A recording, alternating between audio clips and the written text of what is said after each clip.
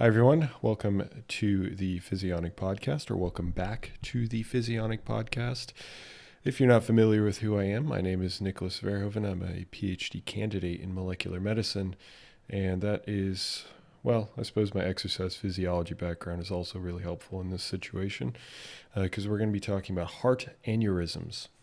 This is a presentation that I actually had to give in one of my courses, and I thought, why not give it to you guys as well? So clearly, because it's a presentation for a graduate level course, you can imagine that it's going to be pretty in-depth, but I have a ton of graphics and things of that nature. If you're just listening to the podcast, if you've been with Physionic for a while, you know what I'm going to say. Don't worry. I'll try and describe things as best as possible because a lot of this stuff is just based on like trying to figure out a mental image in your mind, trying to construct a mental image and then going from there. But there's going to be a lot of data that we're going to be going through. It's not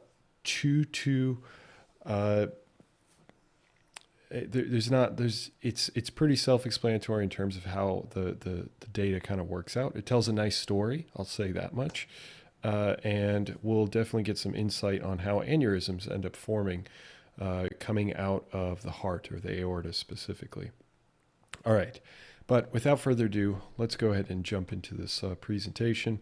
If you're watching, you can obviously see all the slides that I'll have, and yeah, we'll see how things go. All right, so this particular presentation that I gave is based on a study called Non-Canonical TGF-beta Signaling Contributes to Aortic Aneurysm Progression in Marfan Syndrome Mice. Okay, let's break that down. It's not going to be as complex as it might seem. I'm going to be walking us through what each one of those words mean, and as well as I'm going to add a little bit of context for people that have no idea how to even begin understanding some of these words. So don't worry too much. Okay, so as a baseline, you have a heart, and even if it may be frigid, you have a heart, and out of that heart you have an aorta. The aorta is a large tube, essentially, that comes out of the top of your heart, and that's where the blood that pumps when your heart's pumping. And I suppose I didn't really give this to my graduate level lecture, but I think it's important to give it here, so bear with me. But when your heart pumps, it pumps blood through the left ventricle, so a particular section of the heart, or a chamber of the heart, into the aorta, and then from the aorta it gets spread throughout the entire body. Now, that aorta has to be really strong, has to be really tough to be able to withstand the high pressure environment that your heart creates by squeezing blood as forcefully as it possibly can through the aorta. So that's a high pressure environment, you can imagine. So that being the case, there has to be a particular structure of that aorta. So again, thinking of this tube that comes out of your heart, and we don't really picture it when we see kind of heart anatomy, but it comes out of the heart and then it descends down our entire body. And then we've got a bunch of branch points where blood gets taken out from the aorta. So this tube runs down the length of our body, or at least our torso, and then it has a bunch of branch points that the rest of the body can then kind of send it off. So think of the aorta like a highway almost. And then you've got a bunch of roads that go off of that highway to then allow the truckers, the blood cells and the oxygen and whatnot to move into other sections of the body. Now, that highway has to be really well constructed, because if it isn't, you get an aneurysm. And if that aneurysm bursts, you're dead. Pretty much basically you're dead, because that is such a vital network of tissue. It's such a vital tube that we have to have in our body that if we end up losing it, then or we have some sort of rupture in it, then we're just hemorrhaging. I mean, just losing tons of nutrients and blood, and we end up dying. So it's incredibly important. So the structure of that is made up of, it's controlled by smooth muscle cells, which help with the constriction and the dilation, so the constriction and the opening of that aorta, and control other aspects of the aorta as well as a network of proteins called the extracellular matrix. And it's literally just a matrix of different proteins. And we're going to be talking about one of them in particular and how it's affected in aneurysm formation. So ultimately, you just have this interplay between smooth muscle cells, not to be confused with skeletal muscle cells, which are what typically people talk about. You know, if you're lifting weights, you're improving your skeletal muscle cells. And this extracellular matrix, which is outside of the cell, creates kind of a lattice structure to really create a strong foundation. Okay, so what can happen in particular conditions, particular aneurysm forming conditions, which can be found in animals as well as in humans, is like a condition like Marfan syndrome, which leads to a higher probability of getting an aneurysm that ends up forming. So normally what would happen is in that extracellular matrix of the aorta, you know, in concert with the smooth muscle cells, you have these molecules known as TGF, so TGF beta specifically in this situation. I believe the full name is transforming growth factor. Don't quote me on that though. I could be blanking on it, but the point is that TGF beta is a signaling molecule, and that signaling molecule is found outside of the cell at the moment. And just like any other signaling molecule, what it would typically do is end up interacting with a cell, and then it tells that cell essentially to do something. So within that cell, suddenly there's a bunch of different molecules that end up changing. We're going to get to that. But just know that TGF beta is outside of the cell. It's in the extracellular matrix because, again, that is also outside of the cell. And normally what would happen is TGF beta would be sequestered, meaning it would be held onto by a protein that is found in the extracellular matrix. And that protein is called fibrillin. So fibrillin holds on to TGF beta so that not too much of this TGF beta gets released and not too much of it interacts with cells, and specifically smooth muscle cells in this situation. So that's what would normally happen, okay?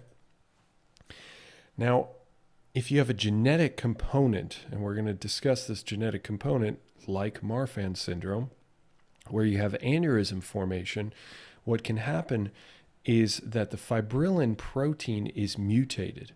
And when that protein is mutated, it can't hold on to TGF beta as well.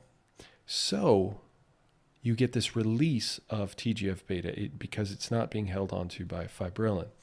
Now, what happens when TGF beta is released from fibrillin and the extracellular matrix is damaged, or has that, more so, is just mutated, so it's not functioning as it's supposed to?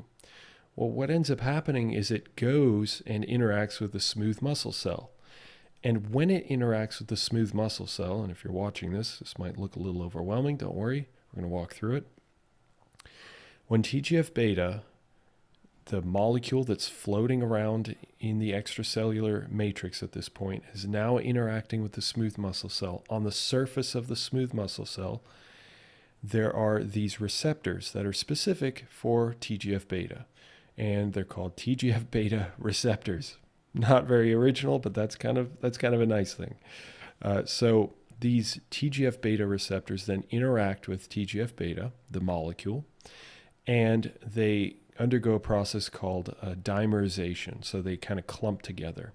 And that action, that movement of these receptors together in this dimerization process leads to some molecules inside of the cell. So we're not talking outside anymore. We're now inside the cell.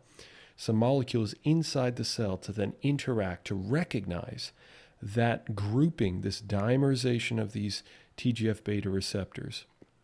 And they will interact with those receptors on the intracellular side, meaning that the receptor has a part of it that's outside of the cell, meaning the extracellular side, and then it has a small part of it that's also on the intracellular side, so inside the cell.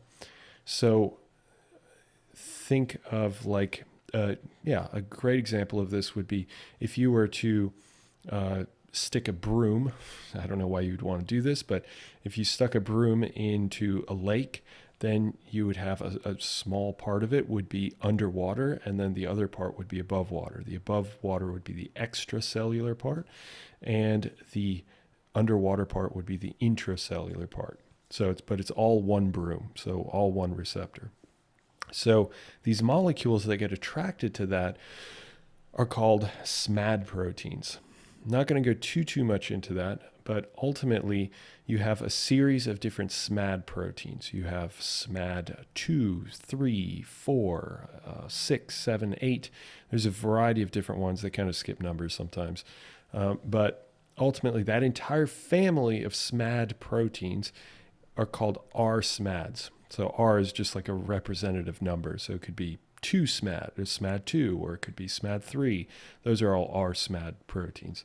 The point is that SMAD proteins are attracted to this receptor when it's, or interact with this receptor more so when it's dimerized. And once that happens, they get altered some way. So the way that they get altered is by a phosphorylation event. So a phosphate molecule gets added to the SMAD protein, and then that changes the way that it functions. So the SMAD protein goes from an inactive state to an active state once that phosphorylation occurs. And that phosphorylation occurs because through this receptor that's now dimerized, because of its particular the way that it interacts, it allows it to use phosphate molecules to attach them to these SMAD proteins. Okay, great. So SMAD proteins will then, they go from a particular section of the cell, the largest section of the cell is called the cytosol. So kind of think of like a field almost. It's just the largest area of the cell. And then they are now allowed to enter the nucleus. The nucleus of the cell is a separate compartment of the cell where all of our genes are, all of our blueprints to build new proteins, to build new molecules, like more SMAD proteins, for example. That would be a good example. Or to produce more TGF-beta if the cell has the capability to do that. So what happens is these SMAD proteins, once they've been activated, once they've been phosphorylated, they will enter the nucleus and they will bind their specific gene target. So a particular gene that is the target of those SMAD proteins. So that is called a canonical pathway, meaning that's a fancy way of saying that's a normal pathway. That's what you would expect to happen. That's kind of the more well-known pathway. Okay, so that was a lot. I grant you that. Unfortunately, it gets more complex. Hopefully you're able to follow with me. TGF-beta binds the receptor then phosphorylates SMAD proteins. SMAD proteins go to the nucleus and allow for gene expression or excitation. So the production of new proteins, that's essentially what I'm saying.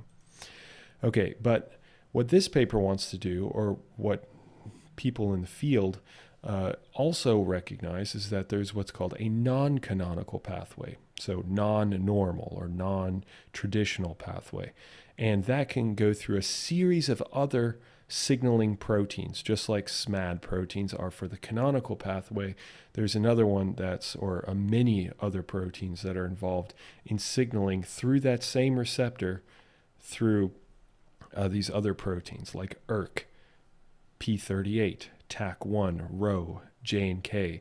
They sound funny, but they all have a role in this non-canonical pathway. And we're going to be touching on a few of those, not all of them, but just a few of them. But they ultimately lead to the same thing. So they also go from the cytosol, from the outside of the nucleus, but still within the cell, to inside of the nucleus where they bind genes, and then they end up leading to the production of a particular protein. Now, that protein is called an MMP. Now, this is actually something I'm porting over from a lecture that was given to me a few weeks ago.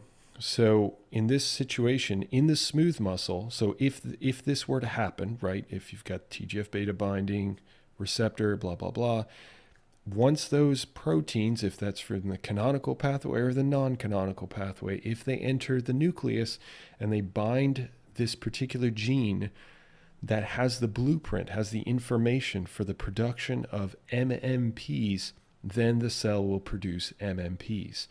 So let's assume that happens.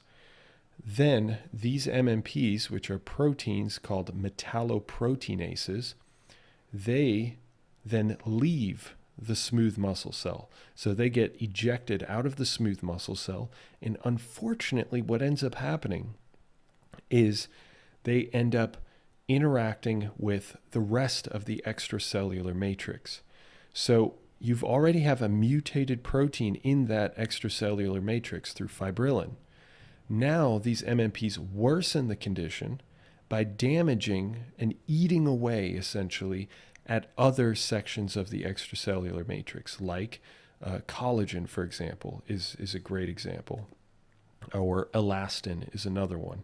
So you've got a series of different proteins that play such a big impact.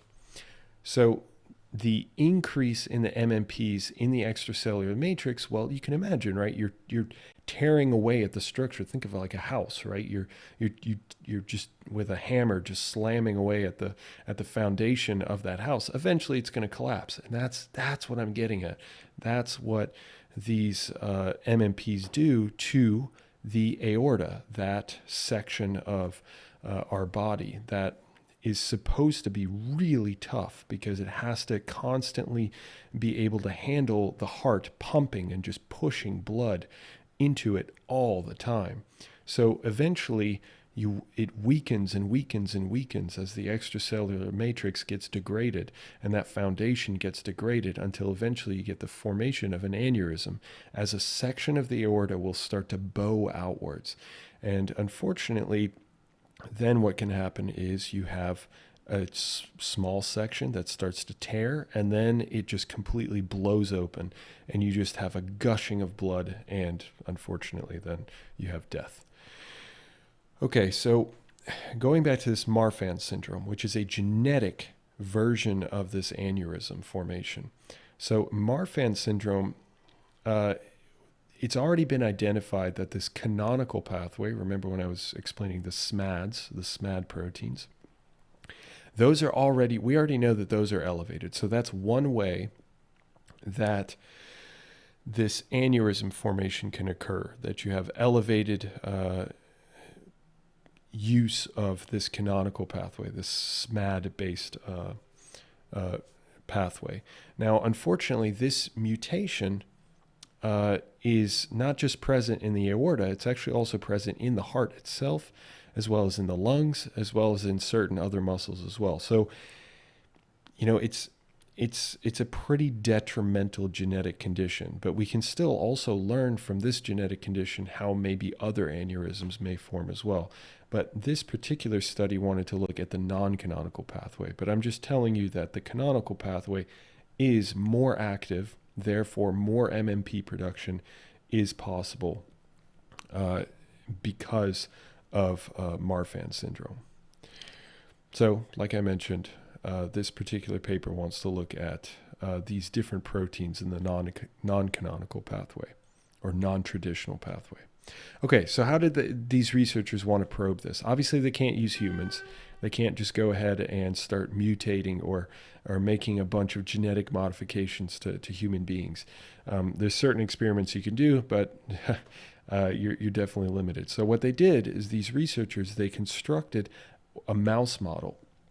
And so they have a wild type mouse, which is a normal mouse, no manipulation, just a mouse you'd find out in the wild. That's why it's called wild type.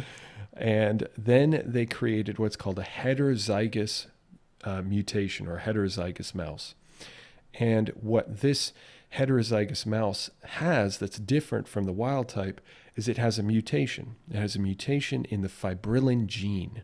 So remember, fibrillin is the protein that sequesters TGF-beta outside of the cell. So you can imagine if you have a partially mutated gene, then you're going to be producing less of this functional fibrillin. So that is the model that they're going to go forward with. They're going to compare how do normal mice handle this and how do these heterozygous, I'm going to call them the Marfan syndrome mice, handle it based off of their genetic profile. Now, I created the schematic and I'm going to walk through it as I go through because it's going to show up a lot, mainly because it's a good way to kind of show what exactly is going on. So it took me a while to create this. But if you're listening to the podcast, although it's probably less ideal, I'm still going to be exactly explaining how all of this is happening. Essentially, the diagram is showing in blue that the SMAD pathway, so the canonical pathway that I was talking to you about, and in green, it's the non-canonical pathway. And if you think that this is all-encompassing, it is not even close. This is just a focus on the particular proteins or molecules that this particular study ends up wanting to focus on. Okay, so you can ignore a lot of this. I'm just going to talk through it. But this is the data. This is how they present this kind of stuff. So in the first piece of data, what they're doing is here the researchers took samples from the aorta of the two mice, so the wild type mice and the Marfan syndrome mice. So they took aortic chunks, so obviously they'd kill the mice, and they had to take a piece of the aorta, and then they tested the proteins, the molecules within those pieces of aorta, and they were able to look at particular proteins or particular molecules, signaling molecules, like SMAD proteins and some of these non-canonical pathway proteins. So what did they find? Well, they found that SMAD2 was phosphorylated more. So what does that mean? Based off of what I told you already, if SMAD2 is more phosphorylated, what would that indicate to you? And if you're thinking that that means that it's interacting more with that TGF-beta receptor, then you're absolutely right. That's exactly what that means. Or at least it's a strong indication that that's the case. So in this situation, we're getting more phosphorylation of SMAD2. Okay, great. So we've got more activation of SMAD2. That's not a shock though, right? Because in previous literature, they'd already mentioned that that's been discovered before. Now they also looked at SMAD3. SMAD3 is another one of those R SMADs, and they did not see an increase in SMAD3. So now they're like, okay, well, maybe it's probably going through SMAD2 because there's no change in SMAD3, regardless of if you look at the wild type by comparison to the Marfan mice. So as such, if that's the case, then they're going to focus on SMAD2. But the paper isn't focused on this canonical pathway. Remember, they're more interested in the effect that it's going to have on the non-canonical pathway. So going forward, then they look at some other proteins that are in that non-canonical pathway. So for example, they would look at a protein called MEK. So MEK, M-E-K, actually interacts with another protein called ERK. I'm going to be making a lot of weird sounds, but it's unfortunate. I mean, that's just the way it is. MEK, MEK, interacts with ERK. And these are all downstream, so they're all within the cell. They're downstream of this receptor. So the receptor then phosphorylates MEK, which then activates MEK. And then MEK will then phosphorylate ERK. And then ERK will be ERKed into activating to then move into the nucleus and lead to that gene production of MMPs. Okay, so that's one pathway of this non-canonical pathway. So they look at MEK and they end up finding that MEC is elevated only in the Marfan mice. So we're starting to see that in this non-canonical pathway that there's some activation going on there. And then they looked at ERK, and there was a massive elevation in phospho-ERK, so more phosphorylation of ERK.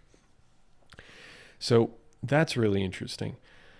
Then they looked at two other proteins, and they actually looked at a series of other proteins, but I'm not gonna bog us down with that too much. But they looked at two more proteins, J and K, which I like to sometimes call junk, junk. So J and K is another protein, and that is not affected by this Marfan syndrome mice. So meaning that these mice, again, just as a reminder, that they have a mutated fibrillin protein in their extracellular matrix. So the implication there would be that they would have less of this TGF-beta sequestered in the ECM, the extracellular matrix, and more of it would be interacting with this TGF-beta receptor. So then they looked at P38, and again, no differences. So now you can think as a researcher, right? Like, okay, we've got some differences. Let's start focusing that attention on those particular differences. So they're going to focus on phospho-ERK, and they're going to focus on MEC, and they're going to focus on SMAD2. So that's what they end up looking at. So I've got this all kind of detailed out: MEC, ERK, J and K, and P38. None of those change. So the takeaway at this point is that Marfan mice show some evidence of increased signaling through a canonical, which we already knew from previous literature, and non-canonical pathway. Okay, so then the next thing that they wanted to do is they had two different treatments that they added to these mice. So they used the exact same types of mice, the Marfan syndrome mice with the fibrillin mutation, and they also looked at the wild type mice. And then what they did is they gave the Marfan mice two particular treatments, or I don't want to call them cures, but just like medicine almost. But these particular medicines work through different ways. So for one of them, they used what's called a TGF neutralizing antibody. And that neutralizing antibody, when you inject it into the mice, that it acts a little bit like fibrillin. It sequesters all of the TGF-beta. So it binds to it and stops it from being able to interact with the receptor. So then you don't get the dimerization, the grouping of the receptor, and the signaling downstream, or presumably. The other one is a little more complex. It actually affects other areas of the body, but overall, the point is that it reduces TGF-beta presence. So the amount of TGF-beta in the body is reduced.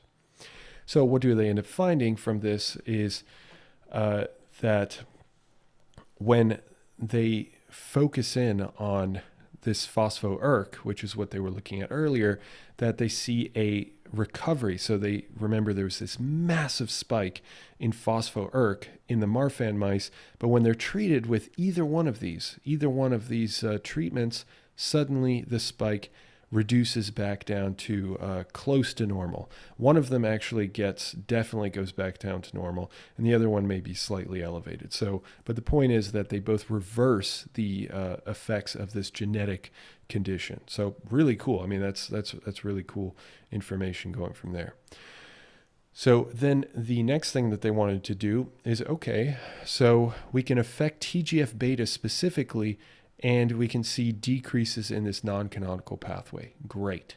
Now, what about if we inhibit one particular protein? So remember that upstream of ERK, so meaning that the protein that interacts with ERK and activates ERK, is MEC. And so what they do is they inject the mice or feed the mice, depends on how they end up doing it.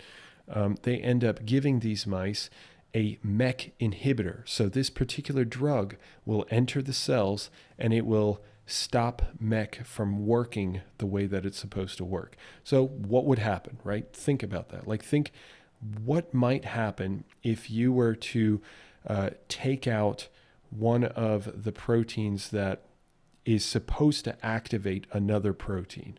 Well, if you take that out, then you're going to have less activity of the other protein, as well as the lessened activity of the one that you're inhibiting. So here they're looking at the aortic root growth, so a particular section of the aorta, and they want to know, does this dampen the growth of the aorta? Because if you have too much growth, you can have aneurysm formation. So with this MEK inhibitor, they find that it is highly effective at reducing aortic root growth. So again, a great line of evidence here that something is going on, that something through this, this non-canonical pathway is powerful in terms of creating this environment that might be conducive to aneurysm formation. Okay, so then they wanted to look at the signaling cascade. So they wanted to look at the signaling proteins that I've talked about already with this MEK inhibitor and in the Marfan mice.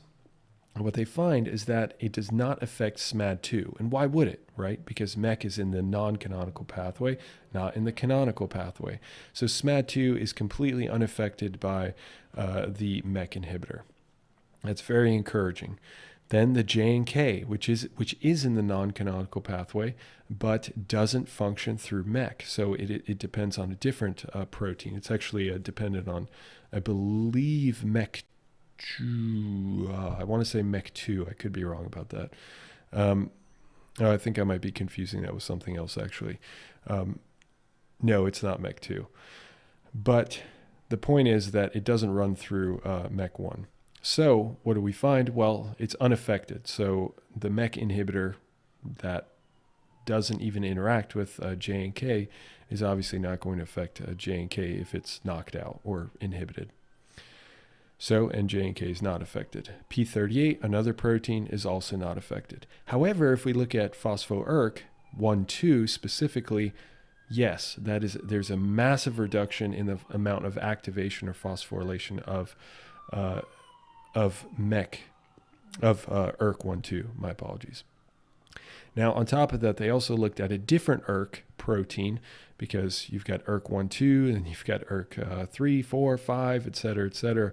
They looked at ERK 5, which they know runs through MEK5. That's the one I was getting confused earlier. And that one, so it's a different pathway in the non-canonical system. And they find that it has no effect on that. So here they're essentially showing that this MEK inhibitor has specificity, that it's focusing in on that particular pathway of interest. So what's the takeaway here? That the Marfan mice signal through an ERK signaling cascade. TGF-beta binds the receptor dimerizes, then you have another protein, which I'm not going to bog you down with at the moment, but another protein interacts with the receptor. It gets phosphorylated or it gets activated. Then that protein activates MEK, the one that we've been talking about. That gets activated, and then that activates ERK, and then ERK goes to the nucleus. So you can see why they call it a cascade, because it's like one, and then the other one, and then the other one, and it's relatively linear. Okay, so now they've done everything they want to do with the normal mice, the wild type mice, as well as the model for Marfan syndrome mice. However, now they're interested in what happens if we create these mice that don't signal as much through SMAD. So what would that do if you were to reduce the signaling through SMAD? How would that change how you can probe some of these questions? Well, if you've thought about it already, but SMAD is through the canonical pathway, and we're interested in the non-canonical pathway. So maybe some of the effects that we're seeing are specific or are kind of muddied by the fact that we're also running through this canonical pathway, because even earlier we saw, or we talked about how there was an elevated level of SMAD2 signaling from this TGF-beta binding to the cells.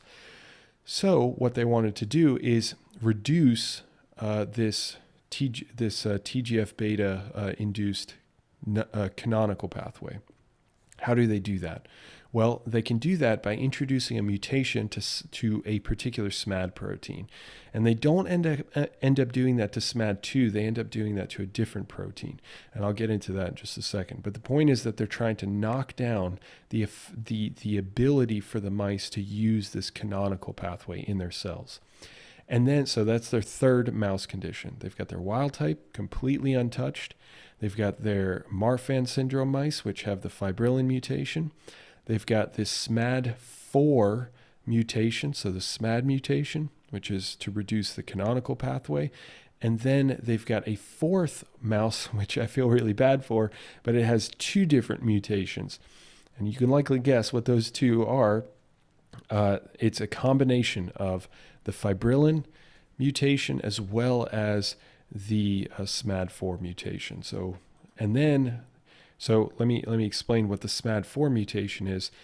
If you can knock down the amount or reduce the functionality of SMAD4, SMAD4 is what's typically considered to be required. And we're going to find how this might actually not be entirely true, but it's typically considered required to interact with something like SMAD2. So SMAD2 will get phosphorylated by the TGF receptor. I didn't say this earlier. Then it interacts with SMAD4, and then it goes into the nucleus and produces these MMPs. So they were thinking, okay, let's leave SMAD2 alone, and let's see if we can knock out its kind of partner player and see if we can just keep SMAD2 in the cytosol so it never moves to the nucleus itself. So that's the idea, to knock out its assistance player that it has to have, or supposedly has to have. So how do the mice actually survive? Do they survive? And what we find is that the wild type mice, the mice that are unmanipulated, I mean, obviously, it's going to lead to perfectly healthy mice. So they end up living, they measure it out for 8 months, which is pretty decently long time for mice. And they live completely normally.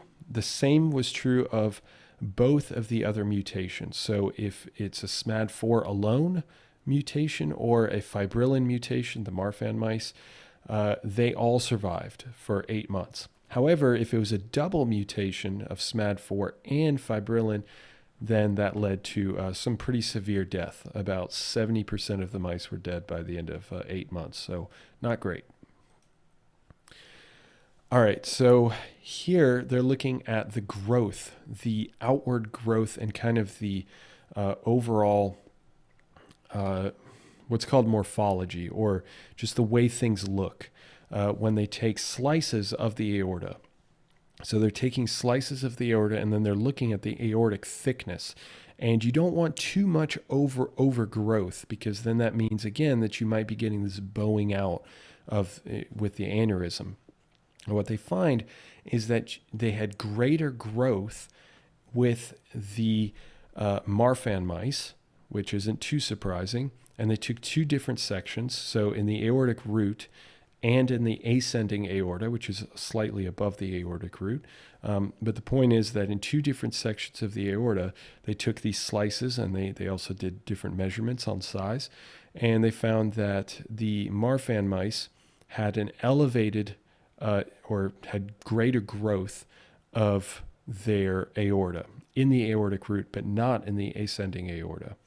However, the double knockouts, so talking about, or double mutants, I suppose I should say, the ones that have the fibrillin mutation plus the SMAD4 mutation had growth in both of those conditions. And interestingly, if you look at the images, which are just really thin slices of these aorta, and you can look at the thickness, and you can see that the wild type mice have, relatively thick aorta. That's fine. But then by comparison to the SMAD4 mutants, not too much different. The black there is elastin. So you want a good amount of elastin there. It's nice, healthy aorta. However, in the Marfan mice, although elastin is there, it's kind of, dysregulated. It's kind of all over the place. And the thickness is much, much thicker in those mice of the actual aortic wall. And then if you look at the double mutants, you end up seeing that elastin is really degraded and it's broken and it's not it's not in its right configuration, and they also have this massive growth. So that's likely the contributing reason as to why these mice don't end up living very long.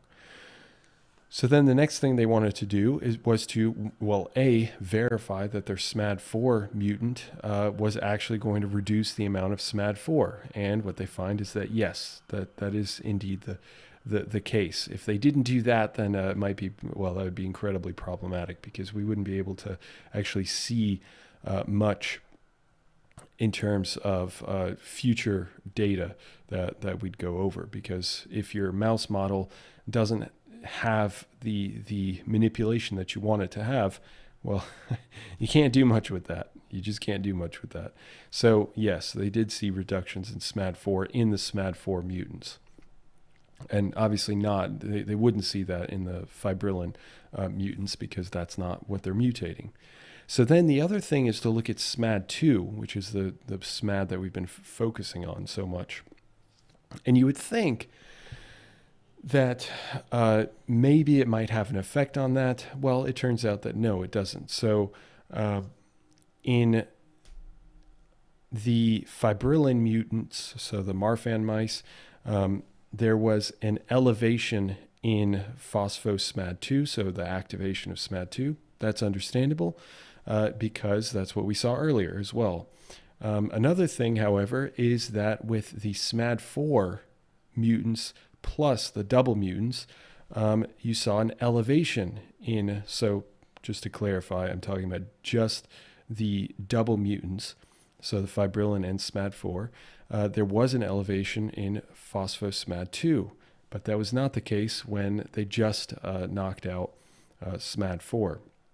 So that's somewhat intriguing there, but that's not altogether too shocking, because just because you reduce SMAD4 does not mean that SMAD2 can't still be phosphorylated by this TGF receptor. So intriguing though, intriguing. Now, if I can turn your attention to a particular piece of data that completely destroys, and I'm glad they post this. This is what I would call scientific integrity, because this actually destroys one of their models.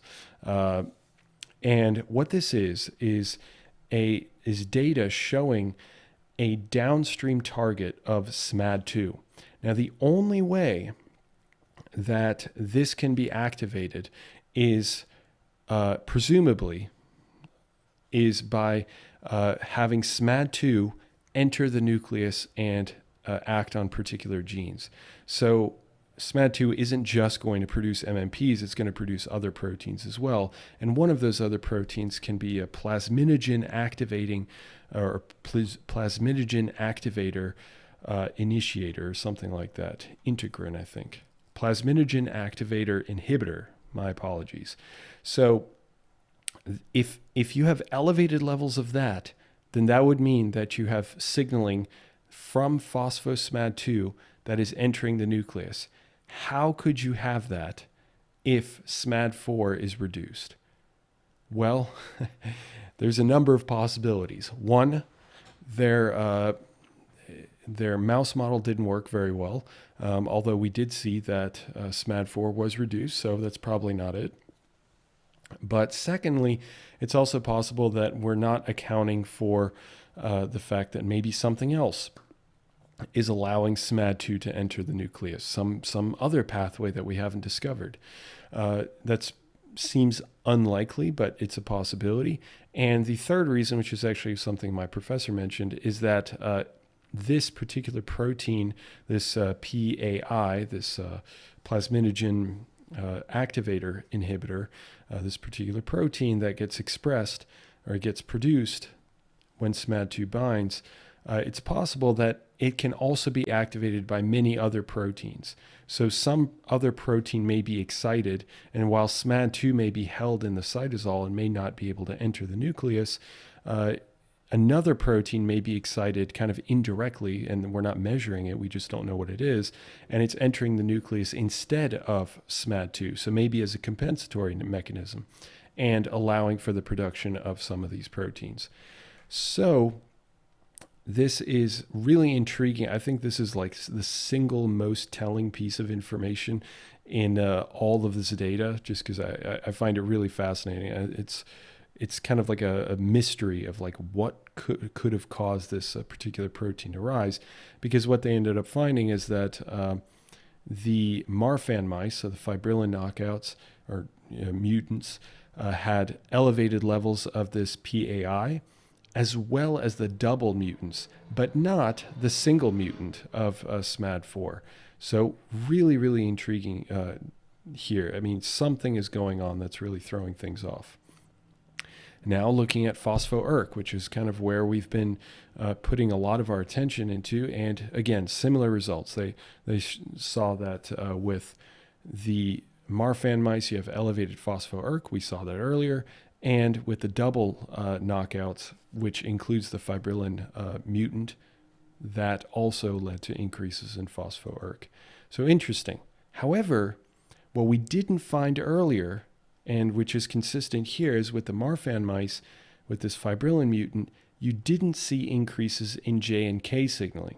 However, now with the double mutant, you do see increases in phospho-J and K signaling. So now you have signaling through a different pathway, a sub-pathway within this non-canonical pathway. So really, really interesting.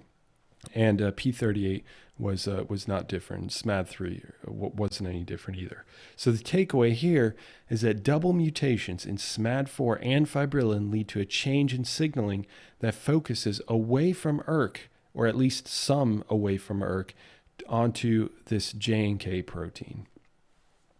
So finally, in the final bits of data that they ended up looking at, they used a J and K inhibitor. So they injected or gave, I don't know, maybe they fed mice this J and K inhibitor over time, and then they measured the aortic size again.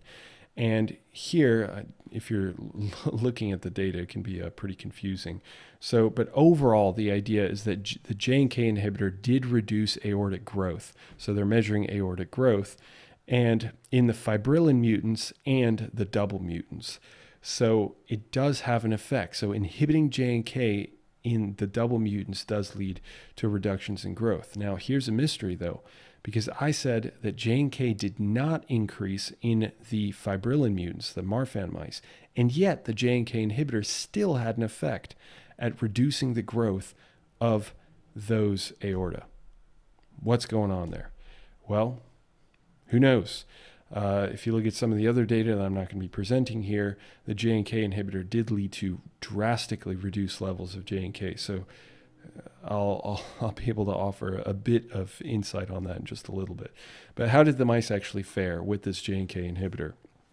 Well, if you compare the wild type mice, the mice that have, they didn't compare the wild type mice. This is a comparison of the double mutants. So the SMAD4 plus the fibrillin mutants, and they want to know how long do these mice survive, or how many of these mice survive after 3 months.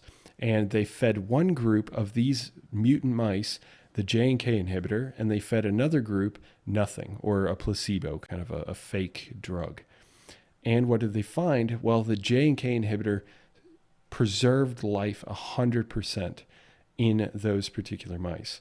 And when they were on the placebo, on the fake drug, they had about a 50% loss of life after 3 months. So really, really dramatic results here from this J and K inhibitor. So the takeaway here is that J and K may be the, or at least a, potent mediator of aortic growth and death.